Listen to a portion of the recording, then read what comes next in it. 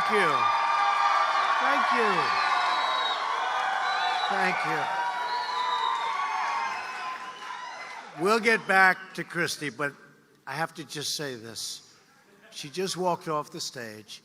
She is so highly respected in Washington, D.C., which is a very swampy place, very evil kind of a place in certain ways. But I have to tell you, she is respected by everybody. She has done a fantastic job. And you're going to have a great governor. You're going to have a great governor. And speaking of great governors, Dennis Dugard is here. Where's Dennis? Where is he? He has been a great, great governor. Thank you. Dennis, thank you. Dennis and Linda, thank you very much. And Senator Mike Rounds. Where's Mike? Mike. Where are you, Mike? Thank you, Mike. What a job. And Gene. Thank you, Mike. Mike's been a tremendous help. You know, we have a very, very tall, wonderful senator here. Do we know our guy, right? Where's John? John Thune. Who is... Thank you, John. Thank you for being here. Mike and John have been so helpful to all of the things. We're going to go over them. But all of the things that we've done, those two have been there every inch of the way, and we really appreciate it. John, Mike, thank you very much. Appreciate it. Thank you very much. Fantastic. And you know, you have Dusty Johnson. Where's Dusty? Where's Dusty? Where's Dusty? We got to get our 2 cents in here. Come on, Dusty. At large. There he is. Raise that hand, Dusty. Going to be your next congressman, right, Dusty? Thank you very much, Dusty, for coming. We appreciate it. And somebody that's been very helpful to me all the way along the line and been really great, and running with Christy. They run as a team, and that's Larry Roden. Larry? Thank you. Where's Larry? Thank you, Larry. Great job. That's a good team. I would say maybe it could even be a great team, Larry. So really good. We appreciate it very much. We just want to thank you. You have some great folks in South Dakota. And I wanted to come here and just pay my respects. What the heck? I mean, it's not that far, right? And you were very, very good to me on that very special day in November, almost 2 years ago. Can you imagine? Can you believe it? Can you believe it? The time, how time flies. Thank you. I love that banner. Look at that. Hold that up. Thank you. Thank you, Doe. I appreciate it very much. So Christy's in a race. I'm here for Christy, and we're all here for Christy. She's in a race. It's going to be a tough race. But she is somebody that's going to really take care of the folks that are in this room and in this state. And I've done a little research on Billy Sutton, and I feel I had to. And Billy proposed hiking the South Dakota sales tax by $128 million. That's not good. That's not good. That's not a positive, right? You know, these tax hikers, they're not positives. By the way, while I'm at it, Christy was one of the people most instrumental in getting us the massive tax reduction that you got. And it was really, really big. The tax cut, remember the tax cut plan? They said, what should we name the plan? I said, the tax cut. Because I couldn't understand. They couldn't pass it since Ronald Reagan. Ours is the biggest ever passed. And they couldn't get anything passed. So Mike Rounds and John Thune, they came up and we were talking, and we were all together, a whole group of us. And I said, I don't understand how you can't pass tax cuts. Could somebody explain? And then I looked at bills, and everything was the reform, tax reform. I said, but reform could mean tax increases, right? I said, no wonder you couldn't get anything passed. Nobody knew what was going on. And they said, what would you like it to be? I'd say, the tax cut bill of. And they didn't like that. They thought that was a little hokey. So we didn't. But we call it the tax cut and reform, or the tax cut and jobs, and it worked out quite well. We got it done. But I will say this. We didn't get I don't think we got a Democrat to vote for it. We got nobody to vote for it. And it's one of the things that's making our country tick. That regulation cutting.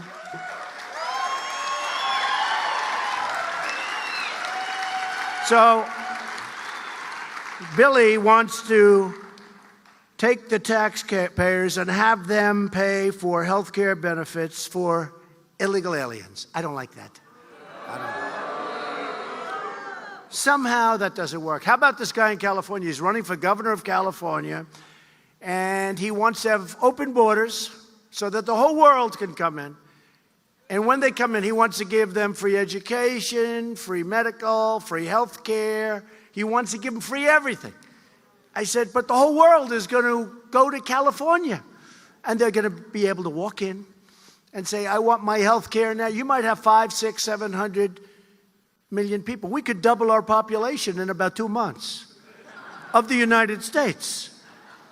They'll say, we just went from 350 million people to 700 million people, and it all took place over a period of 3 months. And they all live in California, and what a mess. What a mess. I don't get it. Yeah, oh, we're building the wall. We're building the wall. Not only building it, we've already started it. We've started the wall. $1.6 billion last year, $1.6 billion this year. We're moving it rapidly in San Diego and other parts of the country. We're picking the locations that are worse. Oh, by the way, it works so easily. It works. They say walls don't work. Tell Israel that the wall didn't work. They put up their wall, which is a series of very strong fences. I think they have like 1% coming across. You'll have nobody coming across. They work, and they have to work, because we are being inundated. We really have the worst laws. You know, I've said it a lot. History of any country, we have laws, catch and release. You catch them, you release them, and you tell them, come back and get you a hearing in 3 years, please. And they don't understand what you're saying because they don't speak the language. And many of them are greeted by lawyers at the border. You know that, right? You know, you have lawyers standing at the border saying, repeat after me. I've been abused. I need safety. It is for my personal health. Oh, okay. Congratulations. You've just become a citizen of the United States of America. I have to tell you, folks, this country, what they're doing is crazy what's happening. It's crazy. It's not rational. I think they're so, and I say it, they're so incensed and so wild over the fact that we easily won an election that they were expected to win, that they're no longer rational. No, they're no longer rational. They become lunatics. Have you seen? So we have a great judge named Kavanaugh, and hopefully in a short period of time, like October 1st, but hopefully we'll give him a few days earlier than that, but opening of the Supreme Court, he'll be sitting there very proudly. But he's a great gentleman. He's a great scholar, great mind, great intellect, and a nice person. And the screaming and the shouting and the court system and the system itself is horrible. We're all running precedent. I hope. We dream about them. We dream about them. No, but the nastiness. You heard the statements and the shouting. You heard all of the different statements. Did somebody say Spartacus? Did you look at our beautiful movie Spartacus with Douglas, right? Kirk Douglas. He's not. Right? That is not. Now, Kirk. That was in his life, and they showed him, and then they showed Cory Booker. I said, that's not. But All right, folks, the internet is very unreliable here, so we're trying our best to keep the feed they really consistent. they've gone Stay tuned. totally over the edge. And you can't do the things they want. It doesn't work for them. I was with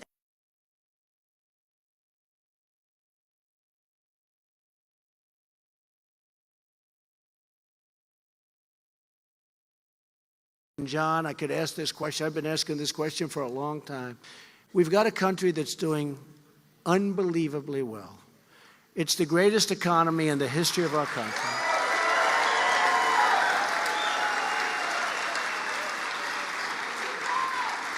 And President Obama made a speech. Now, if that doesn't get you out to vote for the midterms, nothing will.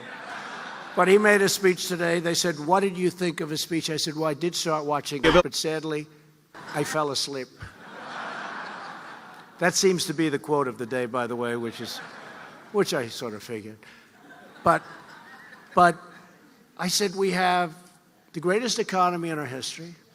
We have the greatest job numbers just about with his women, because they're only the best in 65 years. Can you imagine any women? And within 2 weeks, I think you'll be historic numbers also.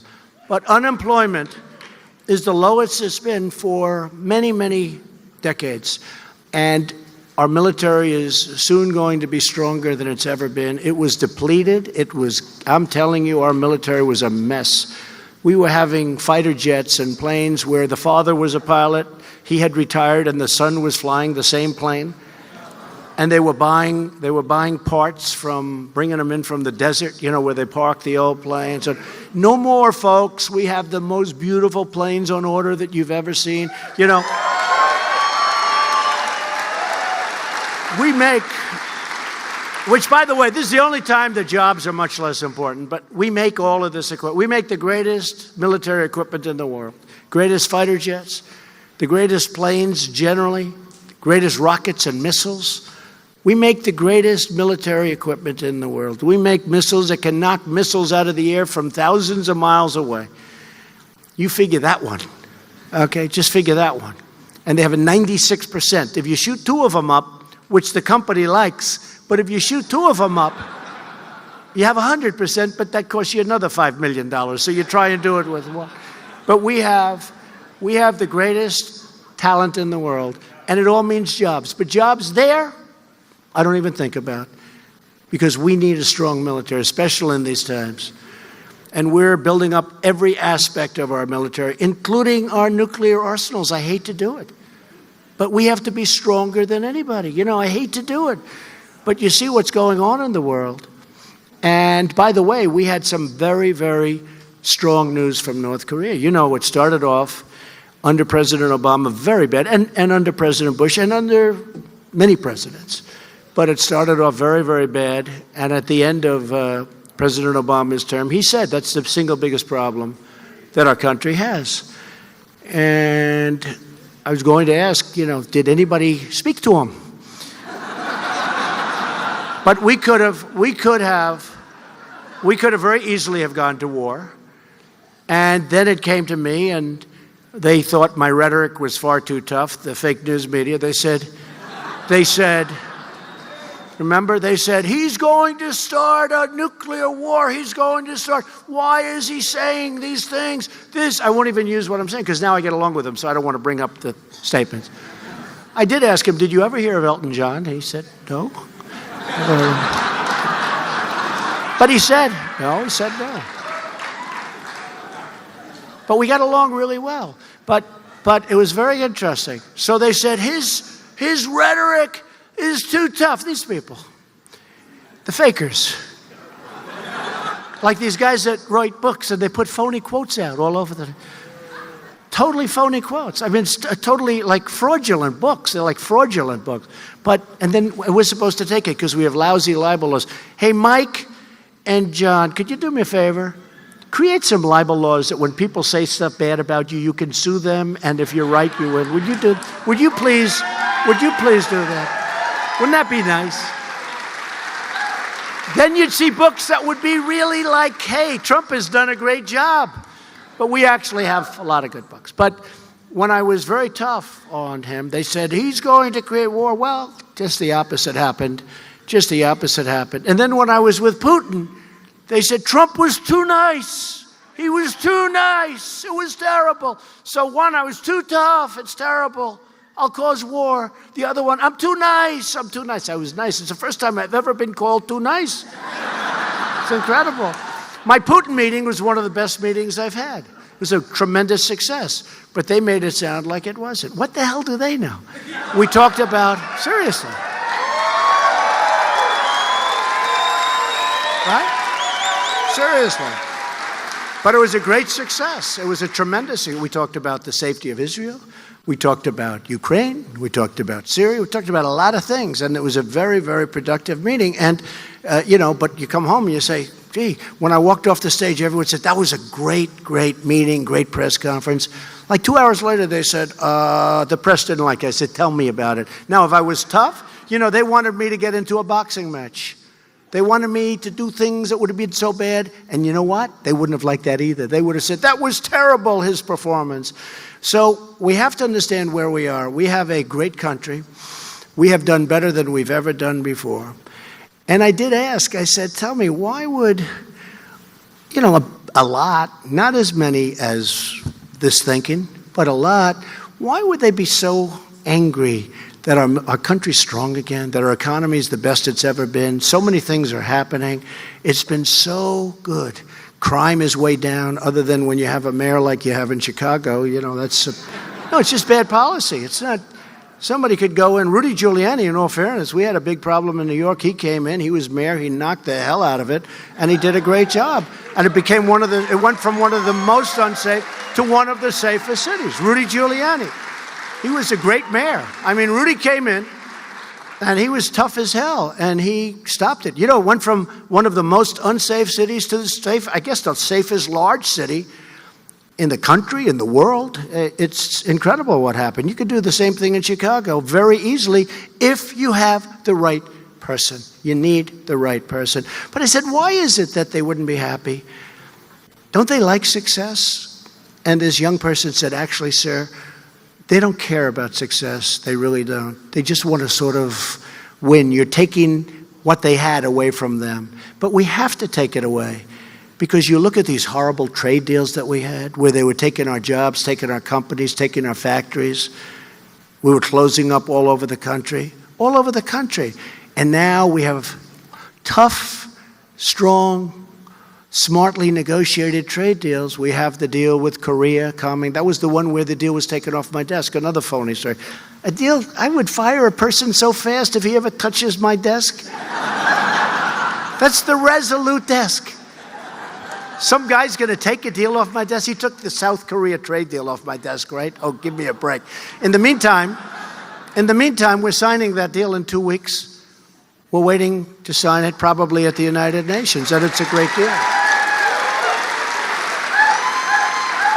That was a Hillary Clinton special. That was a deal that was going to create 200,000 jobs. And she was right. It did. It created 200,000 jobs for South Korea, not for us. Remember, she was talking about, we will create 200,000 jobs. Nobody ever said where. They should have said, you mean we assumed in the United States. Didn't work that way. It was a horrible deal. We made it into a fair deal. And that was the deal that was supposedly snatched from my desk. This Woodward book is a total fraud. These people, libel laws, Mike and John. But we're doing great as a country, and I'm very proud of it. I had written down just a couple of little things. By the way, we have John Kelly, who just came out with a fantastic statement. The great General John Kelly. General Kelly came out with a great statement. General Mattis said, I never said that. And one thing with Mattis, and another thing with John Kelly, when they say they didn't say it, they didn't say it. They're not messing around. 4 stars. 4 stars. Marines. So I just said, let's put together a little list of some of the things we've done. We've done more in this administration than any administration, I believe, in this short period of time. We're not even 2 years yet, than any administration in the history of our country. We've done more. Nobody even close. We've done more. And it's 4 pages of this. Look, I mean, it's just, see? 4 pages. Each line is another thing. Look, this goes on and on and on. And if I read every one of them, as big as they are, because they're big things, as big as they are, you would be bored. But just go over a few of them. More than 4 million jobs have been created since our election, with 200,000 jobs created just in the last month. In the last month, 200,000. Wages are growing at the fastest.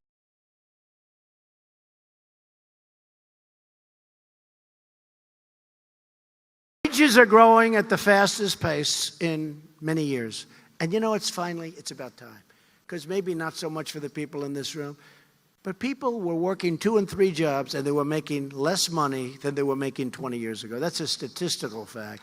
And it's nice to see that wages are finally, first time in many, many years that wages are going up. More Americans are now working than ever recorded in the history of our country. In other words, today, right now, you have more Americans working than have ever worked in the history of our country. That's an amazing statistic. To me, that's like one of the biggies. Jobless claims just fell to their lowest level in nearly 50 years. Now, they don't report these things because they're fake news, you know. Manufacturing jobs are growing at the fastest rate in more than 30 years. Now, President Obama said there's no such thing as a manufacturing job, essentially, anymore. That you're not going to get them back. Do you remember he said that? And I said, oh, we're not going to make things anymore? We're not going to make? Those are the best jobs. Those are like the most important jobs, the best jobs. I have people, strong, tough guys. I was with them the other day in Illinois. I was with U.S. Steel. They're opening up 8 plants. 8. The steel industry. Nucor is opening up. Nucor is opening up. And I've seen it too. Nucor is opening up, I think, 2 or 3, and big ones. Big, new, brand new. One's going to cost almost $1 billion. One's going to cost $750 million because they were dumping steel to destroy our steel industry, and then they were going to charge us twice. As soon as they got us off steel, then they were going to sell it to us, and they were going to charge us twice and 3 times. And we would have had no choice. We can't lose our steel industry. We can't lose our aluminum industry. And frankly, you can lose certain industries, but we can't lose steel. We can't lose aluminum. From a national defense standpoint, we can't. So very important. But you take a look at what happened. To me, one of the things, and coal, you know about. You know about. It's been incredible what's happened with clean, beautiful coal. But what's happened to steel is one of the great miracles because it happened over a 7-month period. It's one of the hottest industries right now in this country, and it makes me feel so good. You know, I've had steel workers, and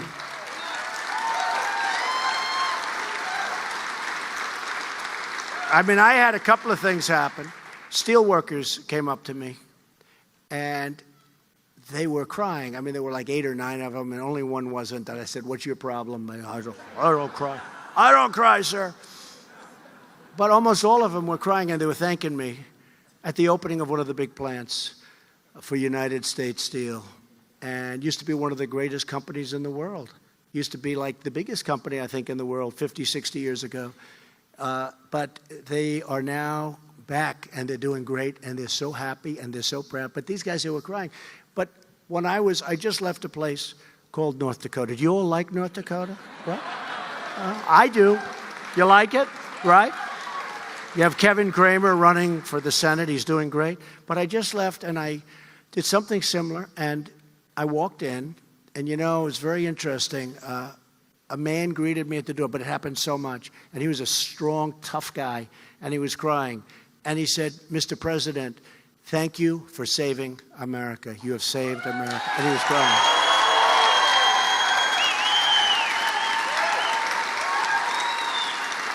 And I'm telling you, that man, he was tough. He hasn't cried.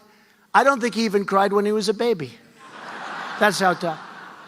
But he was really crying. I mean, he meant it. And I have it right now. We were just shaking hands with some of the people from your area right here. And they were, so many of them say, thank you for saving America. We're saving America. We were on a path that was going to be, we were on a really bad path. And those two men have helped us a lot. I want to tell you, they're Mike and John. They have helped us. I can't even tell you. But they've helped us a lot. Another thing, new unemployment claims. Think of that, hit a 49-year low. Economic growth last quarter, was 4.1. They just adjusted it upward to 4.2%. Incredible. American pensions have grown more than $2 trillion in value since the election. Think of that. Think of that. But think of this. So I told the story, so you probably heard it, but it's a great story. 401ks. A lot of people have 401ks, right? And I was in New York and I was saying hello, and there were policemen on the line because I love law enforcement. I think they're great. I love ICE. I love Border Patrol. I love law enforcement. And this big, good-looking cop, he was standing in line and would take it. He said, sir, I'd like to thank you. My 401k is up, I think he said 49%, some ridiculous number. And my wife always thought I was really bad financially. She'd laugh at me. She basically, sir, thought I was stupid. And I'm up 49%, and now she thinks I'm a financial genius, sir. Now, I think everyone with a 401k is going to vote for us, because if they don't, that 49% is going to be down to minus 49%. And I'll tell you, that can happen. That can happen. And I really think it will happen. They'll slap on your high taxes. We're paying for all this through growth. The growth is so enormous. It all gets paid for by growth. Everybody wants a piece of our country. We're doing better.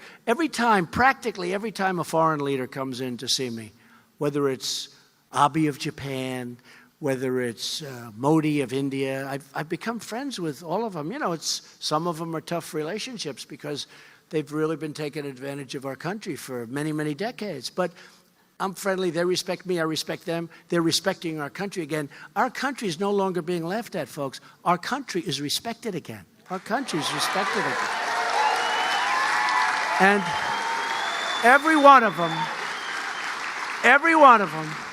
they come in, and usually the first thing they say is, congratulations on the job you've done with your economy. It's incredible what's happening in the United States. A lot of them say we're trying to copy many of the things that you've been doing, having to do with regulation and taxes and many other things we've been doing.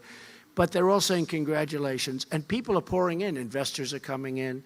Under our tax cut plan, we're allowing a lot of other things. For instance, ANWR. For instance, we got rid of the individual mandate from Obamacare, which is a disaster, the most unpopular thing. ANWR, they've been trying to get that starting to drill for 46 years. 46 years. That's why I approved it, because the only reason I approved it, I heard they couldn't get it. I like to do things that you can't do. But everyone thinks it's a big deal.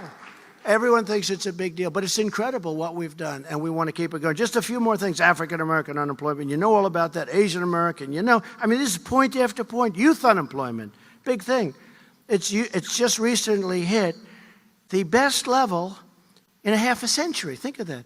So youth unemployment has reached its lowest level in 50 years. Lowest unemployment rate ever recorded for Americans without a high school diploma. That's a big thing. You have people that didn't go to high school. They didn't get a diploma from high school. They can't get a job. They're at the best point they've ever been.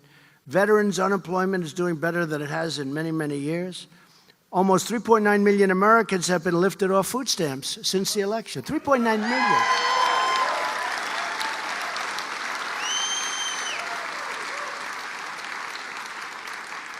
Medicare will be $700 billion stronger over the next decade thanks to our growth.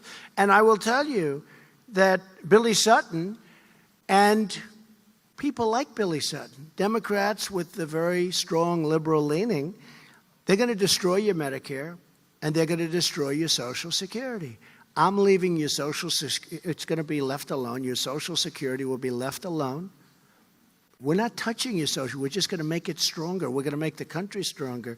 We pay for things through growth. The way we're growing right now, we'll be able to pay for things that nobody thought possible. Remember during the debates, they'd say, how are you going to do? I said, we're going to do it through growth. They didn't know what growth was because, frankly, Hillary talked about growth and should make a deal like she made with South Korea. We have real big growth. And the really great thing is that our growth has tremendous potential. It's going to get much better. Think of this, 1 point in GDP. Now, when I started, it was down in the low ones. President Obama had the lowest recovery since the Great Depression. It's the lowest, the worst recovery. It was like this. It was just terrible. And I'm not even knocking it. It was terrible. Could have never. And if the Democrat would have gone in, you literally, in my opinion, would have gone into substantially negative numbers. You wouldn't be up 4.2%. You would have been down 4.2%. You would have gone down. It would have been a disaster for our country. And we have such incredible growth. What's happened has been very much of a miracle, but they haven't seen the miracle yet. The miracle is going to start because now we're getting things ready. I've said, you fixed a trade deal. When India has 6, 7, 8%, when China used to have 11, 12%, they're still at 6 or 7. When they're at 7%, they're feeling badly. And I'd say, how come we have to be at 1%? Well, it's the size. I said, really? Well, China is bigger than we are. And India has 1.5 billion people. How come they're at 10% and 11%? Well, they can't answer it. Right? They can be at 11% and we're at 1% and they're saying, oh, that's great. No. We have more potential than any other country. And frankly, I'll tell you, India called us the other day. They said, we'd like to start doing a trade deal. First time. They wouldn't talk about it with previous administrations. They were very happy with the way it was. And my trade reps, who are very tough and very smart, very good, headed by Bob Lighthizer, we're very talented people, they said, why are you calling? Because of President Trump. I was going to wait a little while. But they want to do it. Same thing with Japan. Japan called us. They said, we have to do a trade deal. Because they didn't want to wait. Because they know if they wait, they know what's going to happen. They called us out of respect. Because they're respecting our country. Again, they're respecting our country. Because we have a commander-in-chief. You're right. Thank you. So I could go over these little things. Thank you, darling, for that. This fan with that beautiful Trump hat on, look at that. She said, because we now have a commander-in-chief. I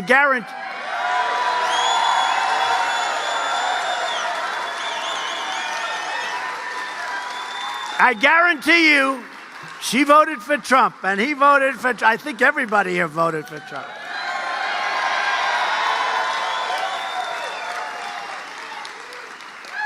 I just left your great head of the Republican Party. I said, how am I doing here just out of curiosity? He said, sir, you are through the roof. So thank you very much, South Dakota. So I have many more, little thing. The Olympics. Obama wouldn't talk to him. They called me from the Olympic Committee. Would you talk to the Olympic Committee? Because they're not going to come here. They're coming here. And in 2028, they're coming here. They said, we got the Olympics. They said, would you speak to him? Why isn't the president, because this was when I was president-elect, why isn't he speaking to them? Well, he's not doing it. I said, I'll do it. I spoke to the head of the Olympic Committee, really nice guy. I couldn't get him off the phone. You know why? They were so starved for love. I couldn't get him off the phone. Nice guy. He was a nice guy. Nice guy. He came from a beautiful place near the mountains in Europe. Europe's changing a little bit, folks. They're making a lot of bad decisions in Europe. A lot of bad decisions have been made in Europe, and I hate to see it. I hate to see what's happening. I helped get the big bid for the World Cup soccer. My son's very happy. Barron, he loves soccer. You know, with all I have done between tax cuts and regulation and military, Barron's more impressed that I got the World Cup. It's true.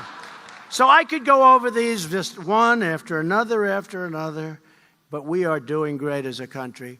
I have to just end by saying this. Look, Christy is a very special person.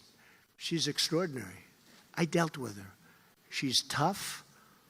She's strong. She's nice. Sometimes she's not so nice. But that's only when it's important for her constituents. She fought for you so hard, and I saw it. And when I heard she was running for governor, I really said, wow, that's a great, what a match. That's a great person.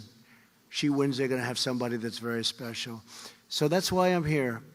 Came a long way, but it's very important to be here because when you have people that are dedicated like Christy, when you have people that care so much about what they're doing, I think I have an obligation, even to the country. I know it's a governor's race, and I can't do it for the governors because I'm trying to get our senators in. I'm trying to get our Congress people in. Very important, because we don't want to go back to the Obama strangulation of regulations and high taxes. No, we don't want to do it.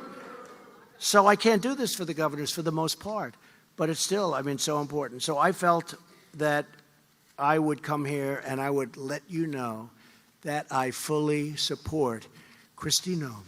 She is an outstanding person, and she is going to be a great, great governor. Kristi, could you come up, please? Kristi, come on up. Kristi.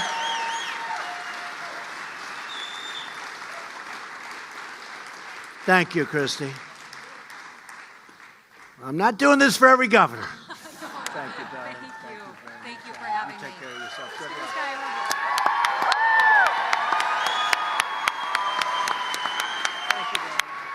Let's tell the President of the United States thank you in a South Dakota way.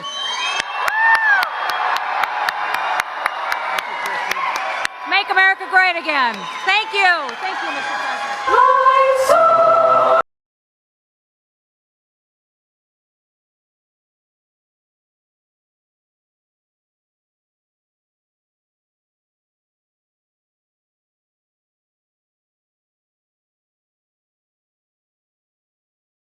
All right, folks, thank you very much for joining us and choosing us as your stream of choice.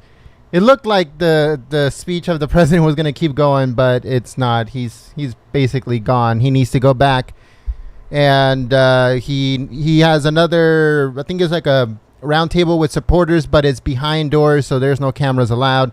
So I think he's a little late for that. So he has to get going. But thank you so much again for coming out and choosing us as your stream of choice.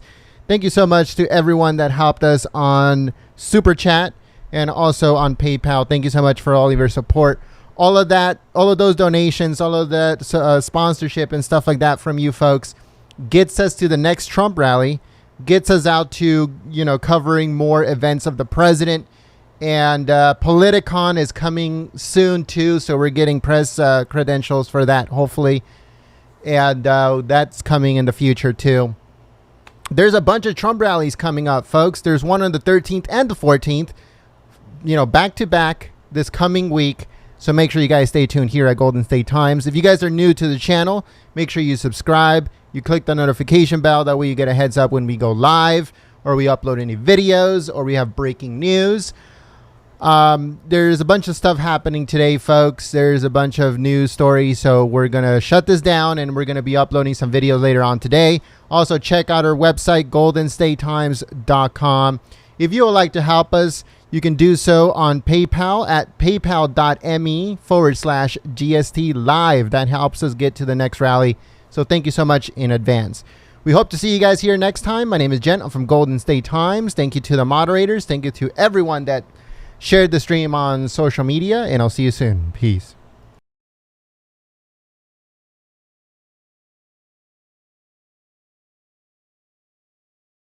Just in case you didn't see it, thank you so much, Philip, for your support on Super Chat. Thank you so much.